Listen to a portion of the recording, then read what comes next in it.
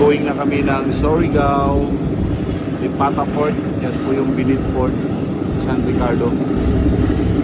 Akala namin di na kami makasingit. Buti madakas ang Rinsalis sa Surigao. Sige.